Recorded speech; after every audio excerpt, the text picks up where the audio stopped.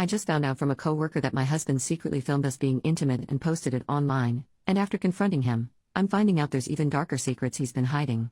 Last Friday I, 34 female, spent my evening with Kate, 24 female, who is a young friend from work as she wanted to discuss something personal with me.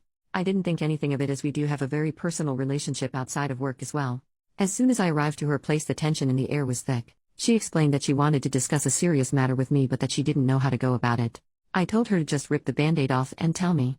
She told me that she had found 2 recordings of a woman she believed to be me on an adult website. I told her that wouldn't be possible but she was adamant that I was the woman in the recording. And she was right. I've never recorded myself exposed or making love with my husband but there I was in 2 recordings of 7 minutes and 4 minutes, both of them recorded in our old bedroom. As I rewatched every second of it, it starts to dawn on me that this was my husband's doing. But I pushed that deep down because there must be a reasonable explanation for this. Honestly, I left her place with my mind in a complete meltdown. I could barely hear what she was saying but she did follow up with a text saying she's been in contact with a website about getting it taken down and that she'll help me go through this. She also said she's scouring the internet in case there are more out there. I came home and pretty much ransacked my house looking for evidence and I found it. My husband was using a hidden spy cameras to spy on me and record me in my most intimate moments. I then just spent hours vomiting, crying, projectile vomiting some more and begging God to just let this be a nightmare. I am a deeply religious and a fully veiled Muslim woman, and I've never been with anyone but my husband, and all this time he has been sharing my most intimate moments with the world. I don't know what to think or what to do. I can't look at him or speak to him. I've locked myself in our bedroom pretending I'm sick. All I do is look up how other people have dealt with getting things removed and it seems like once it's on the internet it really is forever even if I remove it from this one website. I've been crying non-stop. He truly must be something demonic as he is right now talking about ordering in some of my favorites to see if I have an appetite since I haven't been eating well. I am so unbelievably hurt. I don't know how to share this with my family or how to ask for help. I'm crippled with shame, anger and pain. Answering some questions. 1. My husband, soon-to-be ex-husband, and I are the same religion, race, ethnicity and nationality. 2. My culture does not participate in honor killings and I'm not afraid of my family harming me or not siding with me. 3. My family would support me in divorcing him. In fact, they would demand I do. 4. The laws in my country are secular but in certain circumstances it allows for the various religious groups in the country to hold their own courts that can enforce their rulings, as long as it doesn't impose or break secular law or civil liberties. 5. I do plan on taking this to secular court and religious court as I want him punished. 6. I am veiled by choice and the vast majority of my fellow countrywomen do not veil. 7. I am a niqabi, meaning the only part of me visible to the public are my eyes. When I am with my family or with other women or in women-only spaces, I don't veil. 8. Kate and I do not share the same religion, nor dress alike and yet we are friends. Kel surprise. First update, I left him as I said I would. He went to work. The movers arrived, we packed my stuff and we left. The entire time I was crying to the point that even the movers were worried for me but I couldn't stop myself from crying. I went home, sat my parents and siblings down, and explained the situation. My parents were and still are confused. They are elderly and fragile. They don't understand the internet. They just keep saying okay, let's talk to the people and it will be gone. But my siblings understand. They are angry. They are sad and heartbroken on my behalf. My siblings and brother-in-laws took me home. We waited for him and well, we had a conversation with him. He denied it at first. So my brothers were firm with him and he started to be more truthful. He said he did it because he was depressed, because he had an adult video addiction, love-making addiction and because he didn't think anyone would see it. He said he posted only a few. When we asked him to be specific he said he posted anything from 5 to 8. We had him take it down but who knows how many times it has been downloaded or shared. In that moment I also found out he had a secret phone. He was also cheating on me with random women and street workers. All this time I was thinking he's working hard but nope, he was out disgracing himself and betraying our marriage. At some point he convinced us he needed to use the bathroom and he somehow managed to call his mother, who arrived at our home with his brother and cousins. There was a commotion as they were angry at the treatment of their family member. Then things calmed down enough to explain to them what he had done. His mother fainted. His mother is elderly and not in the greatest health condition. We called for an ambulance. My neighbor had also called the police and I was arrested by the time the ambulance arrived to take care of my mother-in-law. I spent the evening locked up. Didn't exactly have a polite conversation with him. So yes, I was arrested for assaulting him, specifically slapping him, and he refused to press charges. Got released the next morning and went home to my parents. Cried some more because my parents kept crying. Then a few days later I spoke to some lawyers my sister had contacted as they had experience with non-consensual material being posted online. They have been handling things with the police as I did press charges and they are dealing with the websites. I also have started the process of divorce. I went to the clinic and got tested and luckily he didn't give me anything so far, but I have another test scheduled just to make sure. I have spoken to his mother and she apologized to me even though it's not her fault. She told me that she understood why I want him punished. She asked that I let it stay in the hands of the law rather than I hurt him or have him hurt. He's in hiding, but he still calls and texts me from random numbers. He still lies and tries to manipulate me. I've just been documenting everything he says and texts to me. Oh, at this point everyone knows. I mean everyone, even little kids. And I feel more humiliated now than I did at first. Second update, this man has destroyed everything I have worked for and has completely destroyed the very little sense of stability and safety I had left. I had to resign from my job. A job that I loved. Jobs don't come easy for me with the way that I look. I can't work there anymore because I am a potential danger to the children and staff. Since perverted men have started to harass me at work, I work with vulnerable children, and mothers who have heard about me have started to refuse me working with their children. Some don't want me to be involved with their child because their husbands can't stop being weird. Fathers have leered at me or made lewd comments toward me, and one of them even offered me money to get with him. Men have catcalled me with greater frequency than ever before. Men stare at me. A man followed me from my dentist office and groped me on the street. Random men call my phone, my family home and office to verbally abuse me because my husband has posted my address, my personal and work email, phone numbers, workplace address, and every other bit of information online. It is as if the eyes and judgment of the entire world is on me. Yes, the great majority of people are sympathetic, kind, and in support of me. Many people have reached out in support of me, from old classmates to former colleagues, neighbors, members of my religious community, family friends, his family, and many, many more have expressed solidarity and kindness, but the crazies and pervs who believe him and are like him are bolder, louder, and much more noticeable. Then I find out from my lawyers and their investigators that he was drugging me and doing this stuff to me as I slept. I suffer from migraines and insomnia and take medication for it. He saw my medication as opportunity to drug me with my own prescriptions. He shared, was actually bragging, on a forum where other pervs congregate how he was so clever for drugging me with my own medication, and they were encouraging him to do more things to me. My soon-to-be ex-husband has also decided to spread rumors that I was aware of the cameras and pressured him into posting online, and there are people who believe him. He also changed his mind about not pressing charges. I went to court.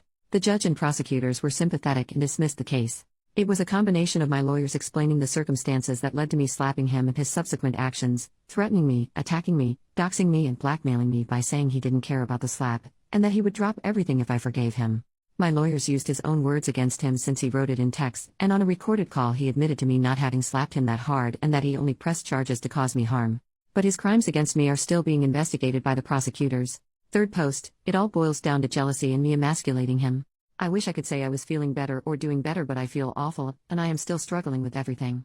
It is still his life's mission to be as cruel as he can be and to stand in the way of every step I make. He is still refusing to work with my divorce lawyer. He continues to be difficult every step of the way and has run off his own lawyers. He is now in his third lawyer, and we are again starting from scratch in the divorce negotiations. He has been granted an extension by the courts due to his last lawyer just dropping him a few days before our hearing. As for posting non-consensual material, a trial date was scheduled, and he recently asked for an extension, and he'll probably be granted it as his criminal lawyer dropped him too. So in last month he has been dropped by his divorce lawyer and his criminal lawyer. The man is on a roll. When it rains it sure pours. My father passed a little over a month ago, and my mother is now in hospice care as she is soon to go back to God. I'm sad but not shocked about this, as I've had a long time to prepare for it. My father had been battling cancer for almost 3 years and so was as prepared as a person can be, and my mother's health had been declining significantly for years due to her dementia. Soon-to-be ex-husband decided it was a great idea to corner me at the venue we held the after-funeral meal at. He decided to wait for me to be alone. He approached me as I was cleaning up the venue. I was on my own, and at that time I was kind of exhausted and could not muster up the rage to chase him off as I had done many times before. So I just let him talk. He seemed almost decent as he was giving his million excuses on why things were the way they were. He cried about how awful he feels for hurting me. Then he started telling me about how he always felt I was better than him in everything, as I made more money, was better educated, had been better traveled than him, and that he felt jealous of my confidence, and how in the beginning these were things that he was most attracted to, but as our relationship and marriage progressed these were the things he started to dislike about me. He also said that he was angry that I refused to consider being a stay-at-home wife and mother, even though he knew from the beginning that I wasn't the stay-at-home/homemaker type. He said that he tried to be a good husband, but that my refusal to bend or let him have the last say in things was the catalyst for his anger and need to humiliate me. He talked about how he had always had addiction issues, but he thought that if he was married he would be cured of his depression, his adult video and love-making addiction, and he felt like if I ever found out I would have never married him and or would divorce him, and then it angered him and pushed him to want to punish me for thinking I was better than him. He was jealous and angry about so many things. But when I said to him, "So you hurt me because you felt jealous and inadequate in comparison," he lost his mind and started to shout and say that he knew I would react that way. I decided to refrain from commenting further and just let him spill his guts uninterrupted. For 3 hours he made excuse after excuse for why he did what he did. But it all comes down to him feeling inferior to me, him being jealous and angry that I dared have a mind and life of my own. He said right before our wedding he joined a men's group online that were helping him deal with his addictions, and one tip given was to make your own adult videos and watch that instead, but he knew I'd never agree to it, so it was my fault that he needed to spy on me and that he never intended to share it with others, but one day I had angered him so much and as payback he posted it and he felt good. And so every time I emasculated him by having my own mind or upset him in some way or another he would post more. Eventually he gained a following and had so many men asking him to post more, that he started to like the fact that other men looked up to him for his intimate prowess, and at the same time his addiction started to come back and he fell back into his habit of picking up women, and when he couldn't get it for free, he'd hire a street worker. Then I guess it spiraled out of control for him. The more he spent on his addictions, the more lies he told, the more he felt like a failure for me covering our expenses, the more he resented me, and he got stuck in a cycle of self-destruction which in turn only fueled his anger with me. He also says he joined a support group for addicts and started going to an addiction rehabilitation clinic as an outpatient to deal with his issues, and that I should give him credit for that. He feels that I should be proud of him for doing that and that I should take him back since he's putting in so much work. He also feels I should appreciate him not stalking me since my dad died, and he is sincere in feelings this way. He genuinely doesn't understand why I'm not seeing how hard he's been trying the past few months. In his deluded mind he thinks that his honesty in our conversation should count for something and that I am just being a heartless jerk for having been stoic and unmoved by his tears and his show of vulnerability. Even though he gave a great performance of being human during our conversation, I remained unmoved by it because there was nothing to be moved about. I just continued to pack things up from the venue and got in my car and went home. I'm still not working, I still have crazy men calling my phone at all hours of the day, and I still feel humiliated and embarrassed. The only good thing that has happened is that several of the sites have taken down the recordings and banned him from using their platforms. Fourth post, curses are like young chickens, they always come home to roost. Finally I have some good news. So a while back, I was granted a restraining and protective order, and my now officially ex-husband did continue to stalk and harass me. After the umpteenth time of calling the police and going to court he was finally imprisoned, and he has been in prison for a little over a month. I was also granted my divorce. I initially wanted a quick divorce and wanted to just give him everything he asked for, but he kept finding ways to delay or asking for more and more, and I just snapped, so I told my lawyers to do their worst and they did. My lawyers hated him and I got everything I wanted and way more. Not to gloat, but it was really satisfying seeing him cry. This has been the most peaceful month I've had in a long time. This entire time has been such a trying time and it has affected my mental and physical health. I've lost 12 kilograms and I've lost a ton of hair due to the stress he was causing me. But I can honestly say that him wailing in court was the chicken soup my soul needed. I've moved from my city and now live on the other side of the country, and I've gotten myself a decent enough job.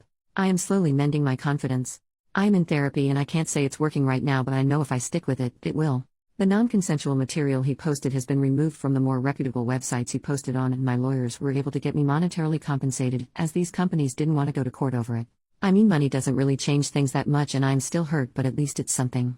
I'm also not so delusional as to think that it isn't still out there in some way or another, and I know there really isn't much I could ever do about that, so I'm just trying to make peace with it. Ex-husband will be serving time in prison for what he did. My lawyers are working with the courts and that should be sorted soon enough. I think the reality of the consequences are becoming very clear to him, as I have heard through the grapevine that he attempted to take his life and is now in protective custody until his trial date. He is facing up to 30 years and corporal punishment, and I absolutely look forward to it.